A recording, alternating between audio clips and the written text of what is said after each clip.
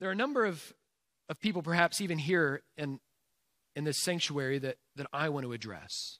There are perhaps some of you who have been told along the way that going to church no more makes you a Christian than parking in a garage makes you a car. And yet that seems to contradict what the church fathers said, and that is there is no salvation outside of the church. So which is it? Now, what the church fathers meant by that was not what our Roman Catholic friends mean by that.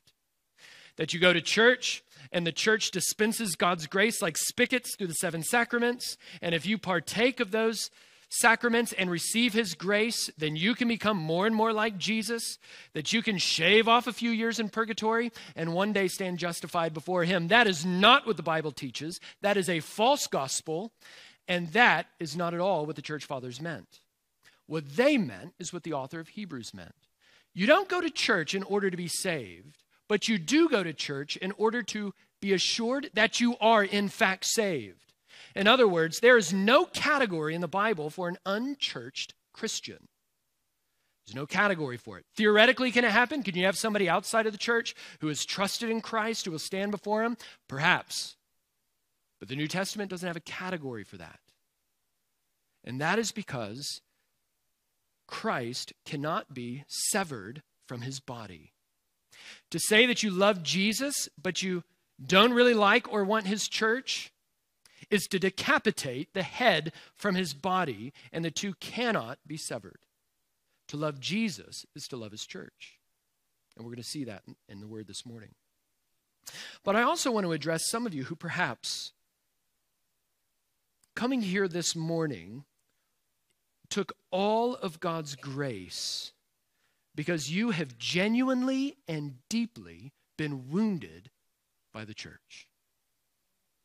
Either because of legalistic standards that have been lumped on you and crushed you, or because of abusive leadership, or because of the sins of fellow members, or whatever it may be. And it's left a distaste in your mouth. And I just want to tell you that if that's you and you've wondered in this morning, I am so glad that you're here. And I don't want to take at all your past sufferings as being very real suffering. And I want to affirm you and encourage you that though there is no church that is perfect, every church will wound, every church will bite, every church will do that inevitably. That's why Jesus has to command us to forgive one another as Christ has forgiven us, because it happens. But though no church is perfect, Jesus is perfect. And though the church may let you down and may disappoint you and may talk a bigger game than it's able to live out at times, Jesus will never let you down. And Jesus never merely talks a big game. He does everything he says, and he is everything he says he is. So even if you have been wounded by the church, oh, friend, listen to me. Don't trust in the church. Trust in Jesus. Thirdly, I want to address the many members in our own church. Because of you, sermons like this are a joy to preach. It's not a come to Jesus sermon. It's not a rebuking or even a really hard exhorting sermon.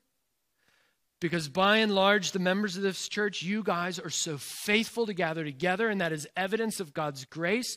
And I want to see that little ember rise up in a greater flame, and I want to see it flame up and spread and grow. And so I want to encourage you in the faithfulness that God in his grace has already brought about in our church, and to pray that we would keep growing in that grace, so that God would be glorified in this body.